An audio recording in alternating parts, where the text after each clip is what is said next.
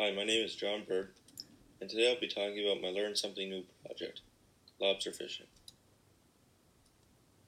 I completed this project with the help of my wife, Kelsey Boyce, and some friends. Materials. To begin, let's take a look at some of the materials needed when lobster fishing. First, we have tags. Tags are needed for every trap you put in the water. This identifies who it belongs to, and this makes the trap legal to use as well. It is a form of a license. You will need a boat, the size depending on how many people are going out with you. We used a 14-foot boat and had 4 people fishing. Next, you will need lots of rope. This is used to tie your buoy to your trap. Next, you will need the traps. This is a wooden trap, which we use, but you can also use metal traps. And last but not least, your buoys. These are used as your markers so you can find your traps. We also used a GPS in case our lines broke and we lost our buoy. This would enable us to find our traps. Next, we have the bait. This is what attracts the lobster into your trap. The first picture is of a herring. This was the best bait we used to date. We are now trying mackerel, which also works very well. We then experimented with green crab, and that has worked very well for us as well. And to keep all this in the trap, we use small orange bait bags. Bait bag setup. The bait bag is placed on a spike inside the trap, and then a piece of rope and a rubber are used to hold it in place. This ensures that the bag does not come off the spike. The lobster come in through the small hole on the side and make their way for the bait. When they realize they can't get the bait, they move on to the next area, and this is where they are trapped in the trap.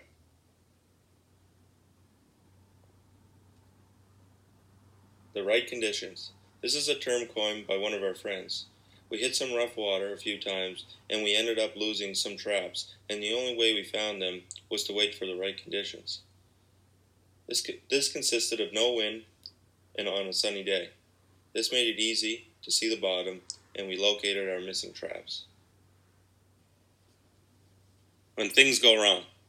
You always have to plan ahead for when things may go wrong, and believe me, they can. Me, my wife, and a friend left to check the traps, and our motor wouldn't start on the boat. The wind took us out, and before you know it, I had to learn how to row. Cooking. How to cook your lobster. First, the setup. You'll need a large pot, a propane burner, and propane. Next, putting the lobster in the pot. At the bottom of the pot, you'll need salt water or fresh water with coarse salt added. You don't need much because the steam is what cooks the lobster. They are not boiled. The next picture is right before they are done.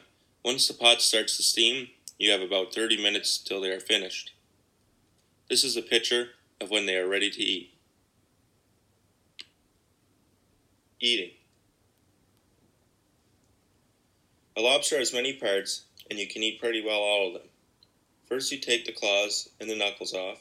Then you separate the head, body, from the tail.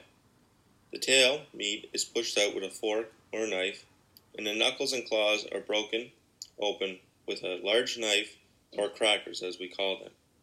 Little forks are used to get the meat out of the small legs and the small parts.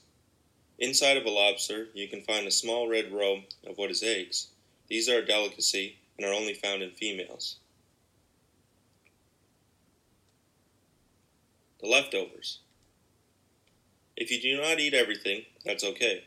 You can clean your lobster and freeze the meat and save it for another day.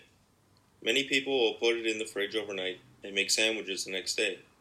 We will do that, but my favorite thing is to make seafood chowder and seafood linguine. In the second picture, I'm preparing the noodles for just that.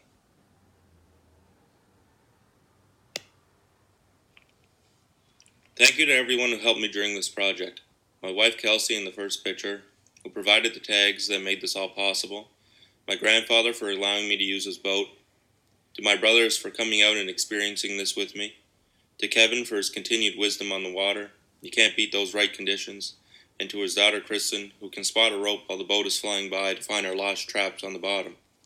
I had a blast, and here's to catching more lobster. At the end of this presentation, you can watch a small video of us checking the traps. Thanks again, and I hope you enjoyed my Learn Something New project.